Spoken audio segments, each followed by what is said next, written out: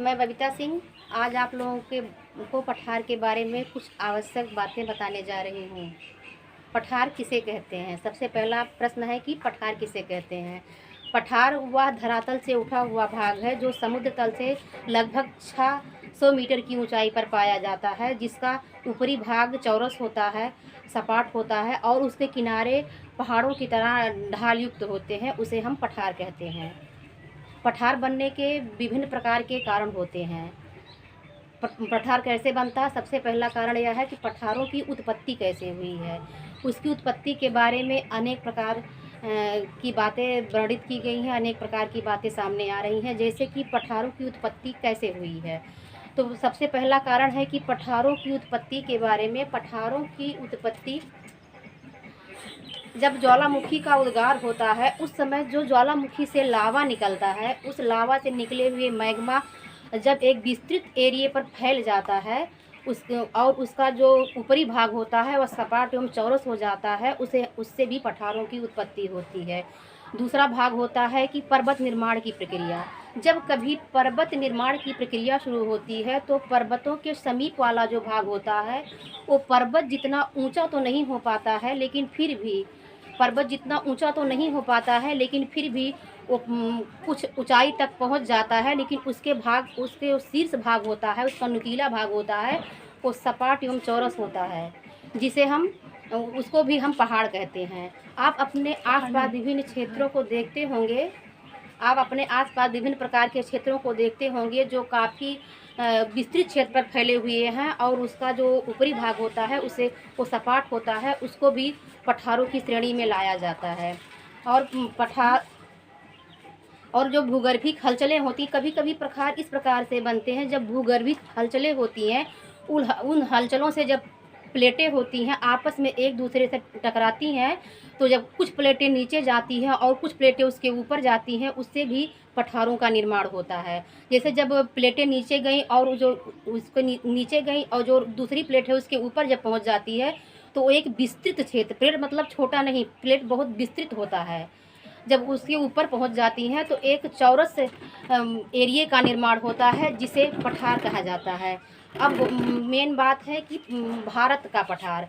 भारत के पठार के बारे में कहा जाता है कि हमारे 16,000 किलोमीटर पर भारत का पठार पाया जाता है। उस पर कृषि तो हम अच्छे तरीके से नहीं कर सकते हैं, कृषि तो बस जीवन निर्वाह के लिए होती है, लेकिन वो खनिज का एक अपार और भरपूर भंडार होता है, जिसे हम पठार की संज्ञा देते हैं।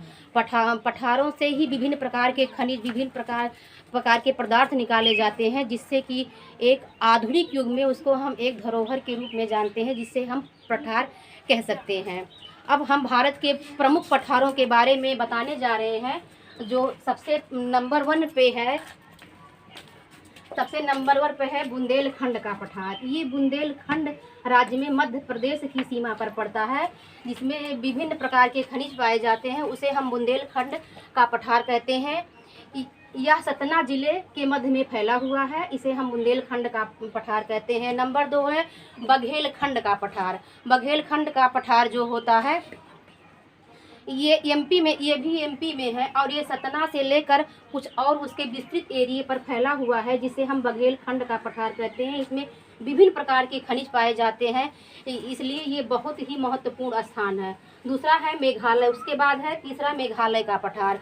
जो मेघालय का पठार है यह प्रायद्वीपीय भारत का मुख्य भूमि कहा जाता है, और यह एक ऐसा भाग है जहाँ मालदा भ्रंश के द्वारा इस भाग को भूभाग से अलग किया जाता है। ये भी एक अपना विस्तृत भौगोलिक महत्व रखता है, इसलिए इसे हम मेघालय का पठार कहा जाता है। नंबर 3 पे आता है उड़ीसा का पठार। जो यहाँ ये उड़ीसा का पठार है, यह उच्च भूभाग एक पठारी भाग का है। एक उच्च भूभाग ये पठारी भाग का है, जिसमें तालचेर कोयला क्षेत्र पाया जाता है, जो एक कोयले क्षेत्र का बहुत ही महत्वपूर्ण स्थान माना जाता है, जिससे विभिन्न प्रकार के कोयले के 3 प्रकारों में से सबसे विशिष्ट प्रकार का कोयला यहाँ पाया जाता है, वो होता है उड़ीसा का पठार। नंबर चौथे पे है मैं कहा है मालवा का पठार। मालवा का पठार जो है ये एमपी के उज्जैन जिले में, इंदौर जिले में और खार जिले में प्रमुख रूप से फैला हुआ है। इसे हम मालवा का पठार कहते हैं। उसके बाद आता है विदर्भ का पठार। विदर्भ का जो पठार है इसे महाराष्ट्र का पठार भी कहा जाता है। यह नागपुर शहर इसी पठार पर स्थित है। इसे हम विदर्भ का पठार कहते हैं। ये भारत में एक प्रमुख अपना स्थान रखता है, जिसमें विभिन्न प्रकार के खनिज पदार्थ पाए जाने के कारण यह इसका महत्व बहुत ही अधिक है। उसके बाद आता है तमिलनाडु। तमिलनाडु का पठार जो है ये तेलंगाना में स्थित है। वर्तमान में हैदराबाद शहर इसी पे स्थित है। तमिलनाडु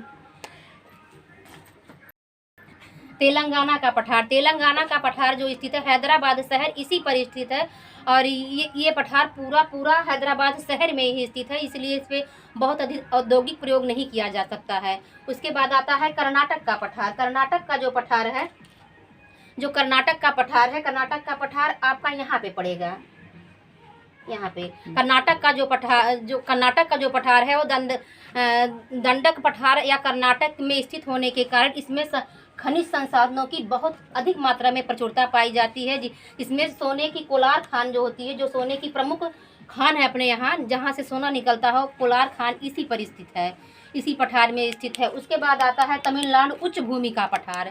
तमिलनाडु का यह पश्चिमी भाग एक पठारी भाग है, जिसे तमिलनाडु उच्च भूमि कहा जाता है। इसी शहर ये कोयम्बटूर शहर पर स्थित है, जहाँ सूती वस्त्र उत्पादन सबसे अधिक मात्रा में होता है। कोयम्बटूर को खंभात का मानचेस्टर भी कहा जाता है। इसी के साथ हम पठार के बारे में और आवश्यक जानकारियाँ आप लोगों को अगली कक्षा में बताएंगे।